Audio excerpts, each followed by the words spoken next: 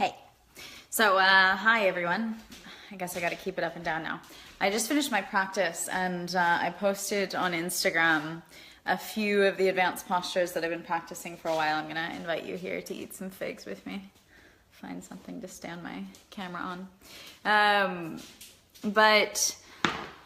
And the practice of yoga, what is it? Because the modern world today really sees it as yogasana, as that's the end all be all. And yet the practice of yoga is truly actually meditation.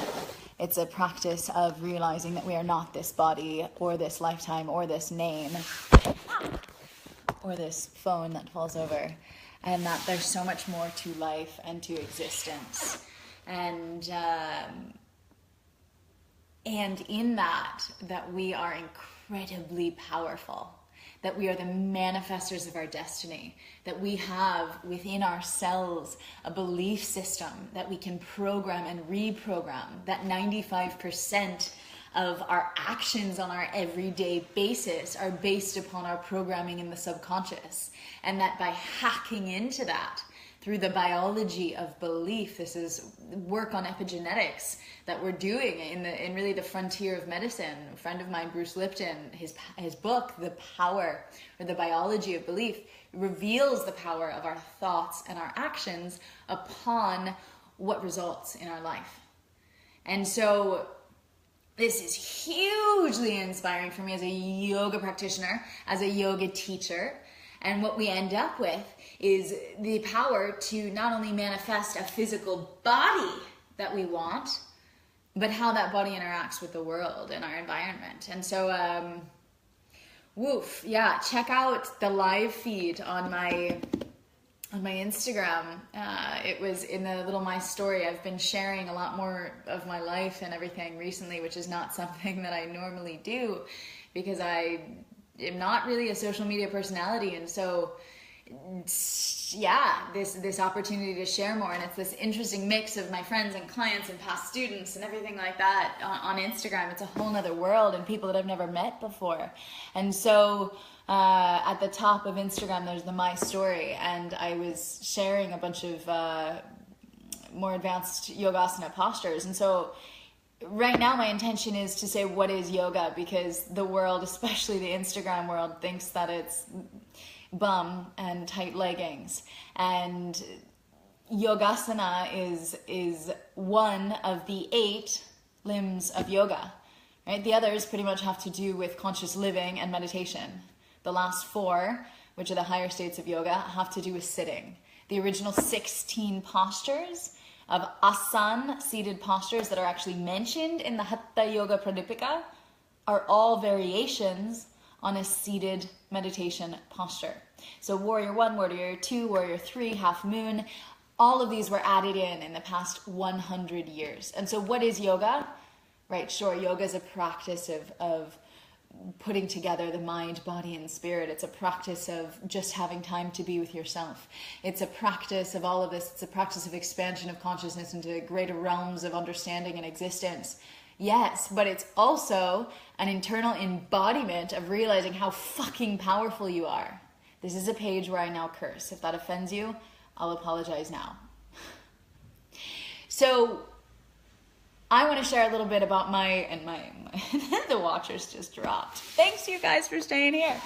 So I want to share a little bit about my practice, because I've been in the world of asana and yoga for about 15 years, and teaching for 10 of those, and it's become life. Yoga is life for me. It is living. It is lifestyle. It's not something that I do on a mat like this once a day.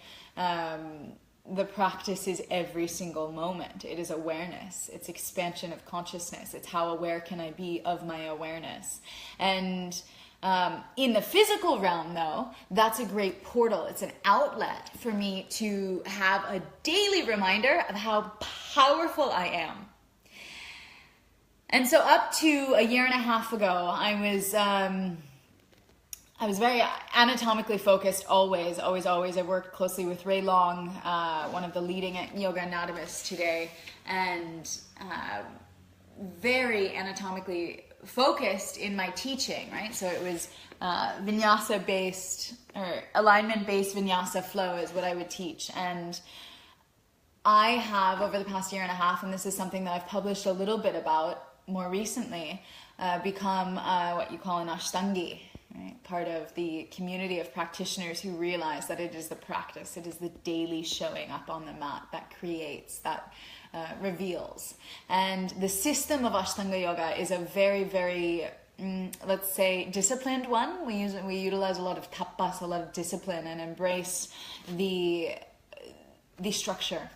Embracing the structure. And this is a theme I've been working with as well with a lot of my clients of within structure, that's where we can find freedom. If we don't have the structure, right, then the freedom is completely unbounded and we end up being ungrounded. And so this structure that the Ashtanga Vinyasa sequence has given me has allowed me to have a daily check-in with how powerful I can be with this physical embodiment of power. And God, I mean, it's if we're talking about the biology of belief and our ability to return to that place of power and reprogram ourselves, reprogram that 95% of subconscious where we grew up watching our parents and all these self-limiting beliefs and the advertisements really limiting our sense of self-empowerment. If we can have a daily practice to return to that essence of power, right? That's what fasting does. We're not going to fast every single day of our life.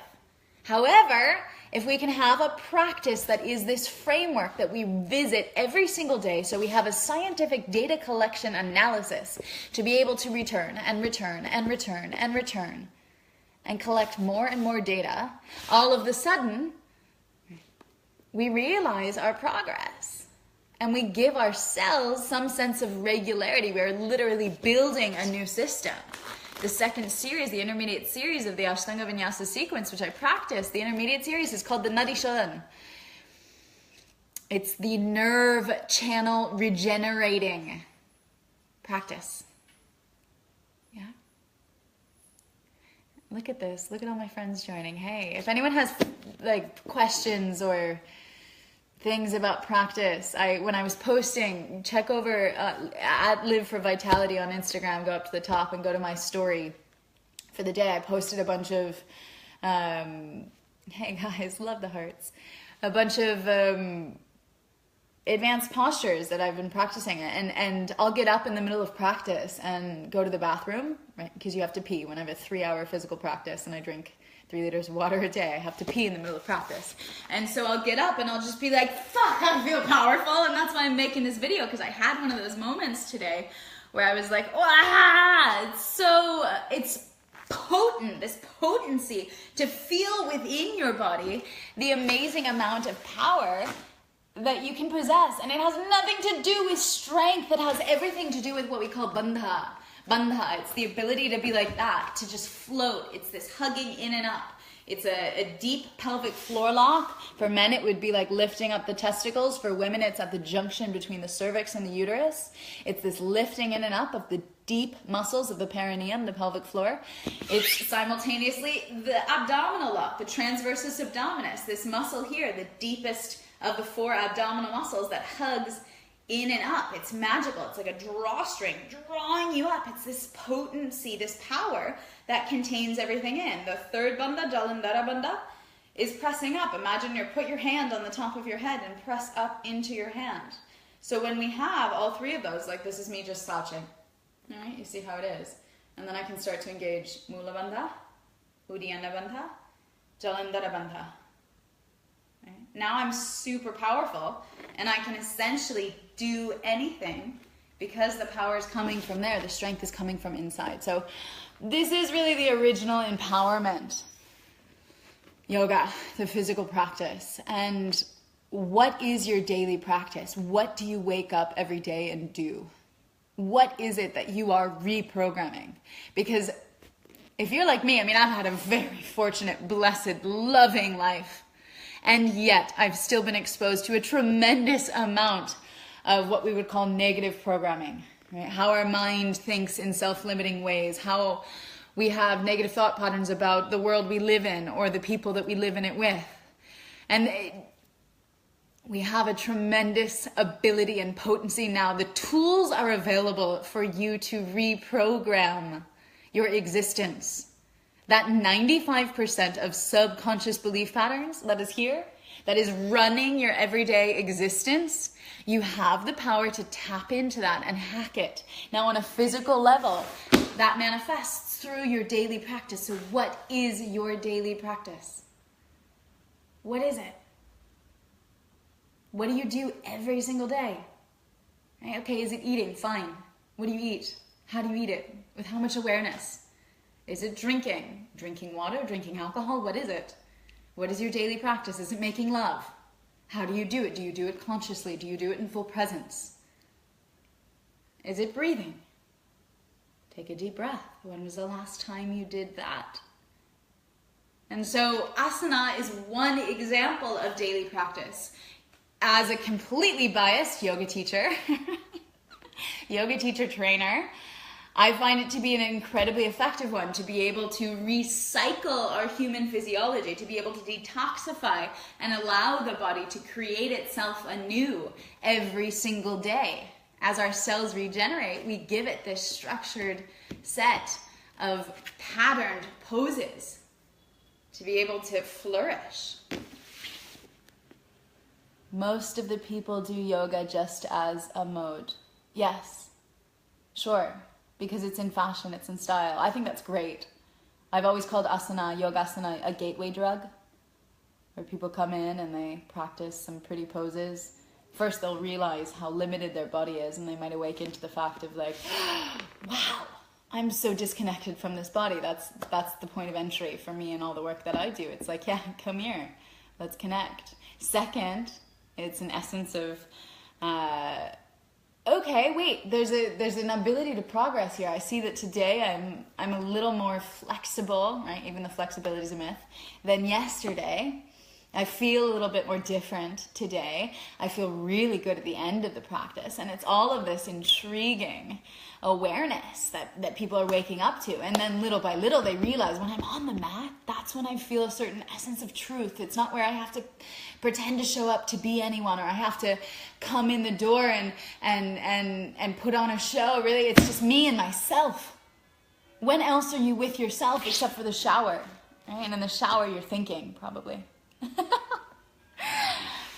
Yoga releases us from the confines of our mind. In this practice, totally agree. Straight up, Gabriella. Where are you? Tell me where you are, people. This practice is power, and practicing this practice empowers us. So that's just my flow for the day, my present moment.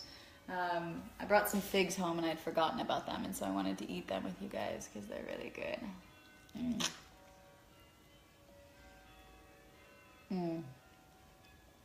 Yeah, eat some fruit. That's a practice. That's a regenerative practice. So does anyone have any questions? One of my friends wrote me on my Instagram story, and I wasn't putting my leg behind my head. It was like one of the series of back bends. And she was like, teach me, which I love her. But it's not something you can teach. That's why I said at the beginning, the Ashtangis know that yoga is showing up every day on the mat. It's showing up. It's practice. Pattabhi Jois, the founder, you can say, of the Ashtanga Vinyasa system, off of which most of modern yoga has branched. He says practice and all is coming. Yoga is 99% practice and 1% theory, and that's what he meant. Was that through the physical practice, all of this realization, self-realization, which is the practice of yoga, happens automatically. It happens automatically. So what do? You show up and you practice every single day. It's not something where it's, 3 times a week I go to class. Allow it to infiltrate your life. So there is no more separation between life and yoga. Life is yoga. Susie, thank you for sharing this talk. Ironic timing. Isn't it always? Isn't life always like that? Burst into tears in tonight's yoga class. Felt release, powerful thoughts. Love, love, love. Really needed this message. Thank you. Thank you, love. Love from Paris. Raphael, you're close. We can finally meet. Come to Amsterdam. And Israel, look at this. Hi, Aunt Betsy. Love from Vermont. She was, my Aunt Betsy, love her. She also has Venus in Aries like me. And so when I was in 3rd grade, I wrote a paper of who my hero was. It was my Aunt Betsy. Now I know why, because her Venus was in Aries. She was this model of this fearless, fierce woman, female, fearless, fierce female that is Venus in Aries. Right? If you guys don't know where your Venus and Mars are, call me up for an astrology reading. Go to my website, liveforvitality.com, because it's you need to know this to be successful at being you. I'm just going to say that, because you need to be given permission to be you fully. That's what astrology does. So, anyway, Aunt Betsy, yeah, then she started practicing yoga already. I was in Kolkata, so it was 2010, and I was writing for an environmental magazine at the time, or some conscious magazine. I think it was a women's magazine. And I wrote an article about her that she said to me once, I don't have time for yoga. I wish I could do it more, but I don't have time. And so this article, I could probably pull it out of the archives 7 years ago. I said, there will never be time for yoga. There will never be time for yoga. That's why yoga is life. Right? There is not time that you take or even time that you make. That yoga is time. Time is yoga. And so shortly after I wrote that article, she soon started practicing multiple times per week. And now, Aunt Betsy, you're practicing like every day now. It's become so much more of existence. It's become such a deep part of life. Awesome. Karen Martin's in the house. Heading to class now. Oh, look, and someone's at the yoga bar, and there you go. New podcast uploads. Yes, I was just thinking about that. Missing Monday Night Health Talks. So Shannon Thompson, hi love. What if we start doing Monday Night Health Talks here on Facebook Live? Would you like that? I'm going to do that. I'm teaching at a big yoga festival this weekend, everyone. If anyone's in Europe, come to Amsterdam. Yoga Fest, it's awesome. Super switched on festival. Ashtanga based. Yeah, so I'll be presenting on Saturday and Sunday. Saturday at 2 p.m., Sunday morning 10 a.m. teaching. 2 p.m. Saturday's a master class that I'm teaching. Maybe I'll Facebook Live the whole class if they let me. So that's Amsterdam time, 2 p.m. Saturday, 17th. And then teaching a slow flow, I think, on 2 p.m. on Sunday. And then 10 a.m. on Sunday. And then 2 p.m. I'm giving a lecture on fasting. So come and join Yoga Fest Amsterdam. Yeah. What else to say? This is practice. This is life. This is power. You are more powerful than you've ever thought that you were. And it's time for you to unlock that. If you've gotten this far in this video, allow this to be a message coming through the universe, through this human form, right, to you. You are epically powerful. Let's awaken that. Let's awaken that. It starts with hydration, with pooping more, with moving more, with breathing more, with having more green things. It starts with writing more. It starts with reflecting more on your thoughts. It starts with surrounding yourself with people in your life or on your YouTube screen. I don't care. That's fine. Who point you in this direction, who make you feel good. Trust that feeling of yes. That recalibration to vibration of if it's not a fuck yes, it's a no. Awaken to that. Ask me any questions you have. Tell me what you want to make me to make videos about.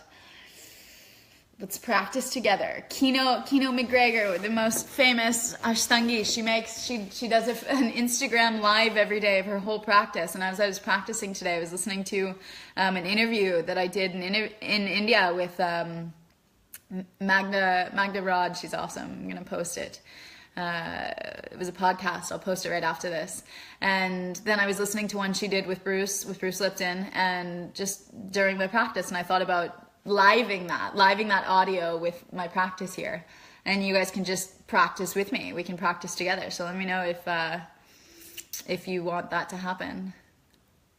We can do it. Leanne, Andrea, you changed my life in Bali 2 years ago. Love from Alaska. Love you. I mean, you changed your life. I was just the spark in your fire. And it's an honor to be that and do that. So what sets your soul on fire? What's there? These figs. These figs do it for me right now.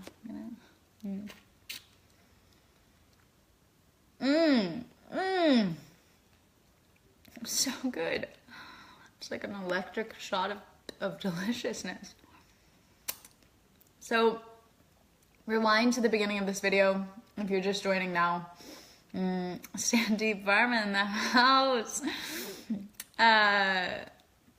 Rewind to the beginning of this video for just, I got really passionate and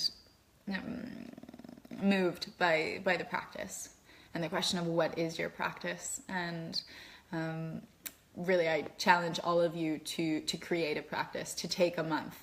Check back in my video archive here on Facebook videos. I did in December a December dedication, and so I gave some outline and some rules, some challenges, a way to structure, again, creating more structure in life, how to invite more structure.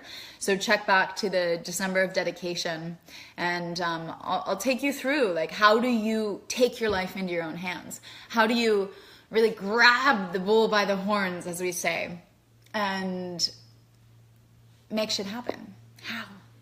Right? How do you create these changes? And so, yeah.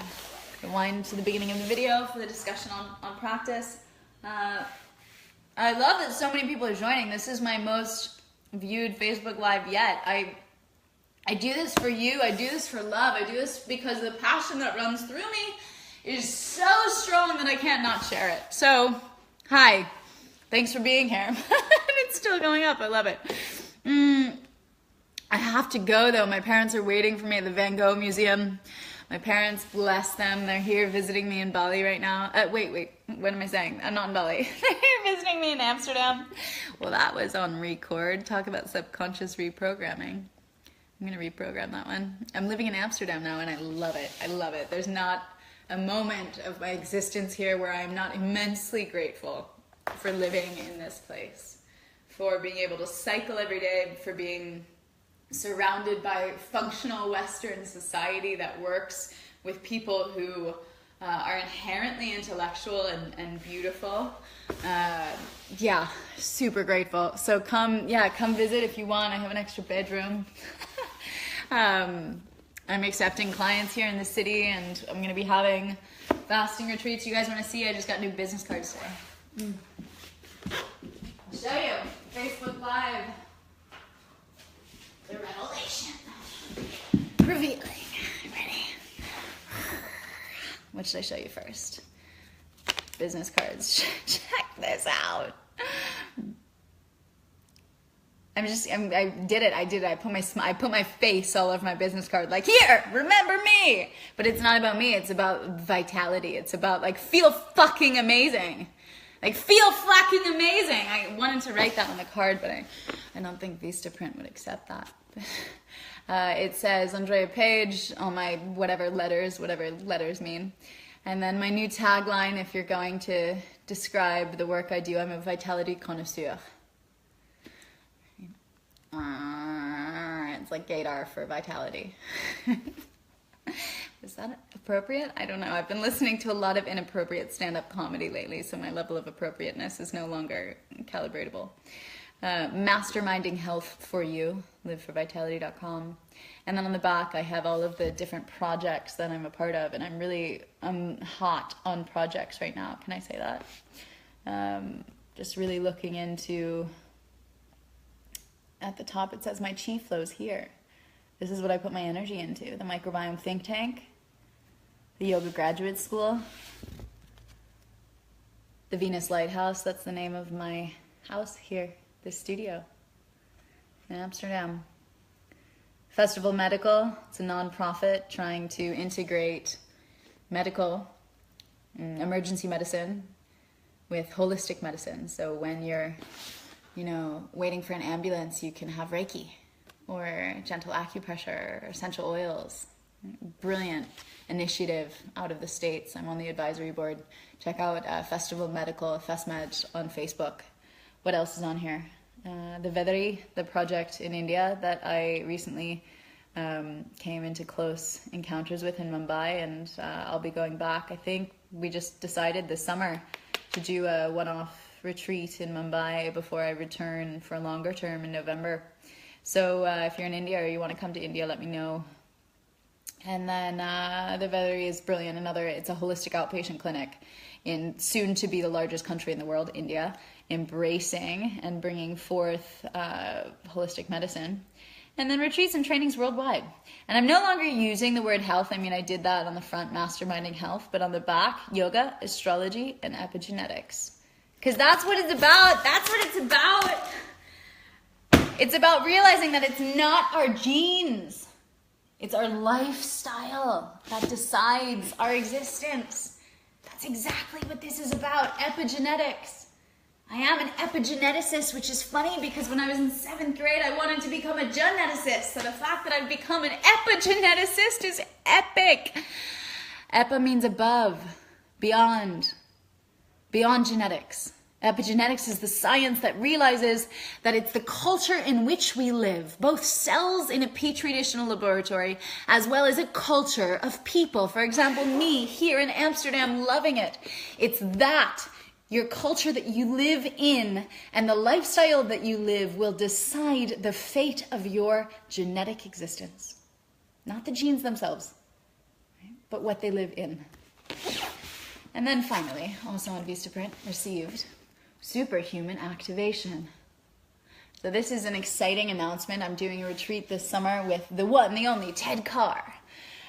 Ted is one of the most famous fruitarians.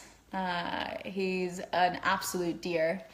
He has Mars in Aries, as I have Venus in Aries, so we're like combustible together. And we're holding a superhuman activation retreat, very appropriate. 1 weekend, 2 inspiring beings, the chance to transform your life, heighten your awareness, workshops, classes, fitness, food, demos, fruit. Everything you've ever dreamed of is possible. That's why you dreamt it. Consider this your invitation. Take it. So go to our website, amsterdam2017.com. I don't know if we've even finished the website, but we've already gotten applications. And we only have, I think, 16 spots we said, or 12? I don't remember. It's super limited, but he has like 25,000 followers on just Instagram, so it's going to blow up. So me and Ted Carr, we already wrote a book together about it. It's going to be the manual for the retreat, but it's just a 3-day, that's July 28th to 30th here in Amsterdam. So that's the stuff I'm up to. I'm also going to be in Aarhus in Denmark at the beginning of August, I believe. And then I'm looking at coming back to Milan. Where are my Milanos? I taught at this Ashtanga studio in Milan. I taught at a masterclass there almost 2 years ago, and it was brilliant. And I think I'll go back and do more there. And then having classes here every Tuesday, Wednesday, Thursday. So if you're in Amsterdam, or if you have any friends in Amsterdam and they want to awaken to deeper practices of Yogasana, Tuesday night is restorative therapeutics, Wednesday night is Vinyasa flow, Thursday nights are going to be yin and meditation. And then Saturday mornings, if there's interest, I'm going to add some more like workshop-y stuff. And all throughout June, classes are free. So send your peeps or come down here. Anyway, time to go pick up my parents at the Van Gogh Museum. I love you all. Thank you for being alive and for having your practice and for eating figs with me. I'm going to eat the rest. I'll see you.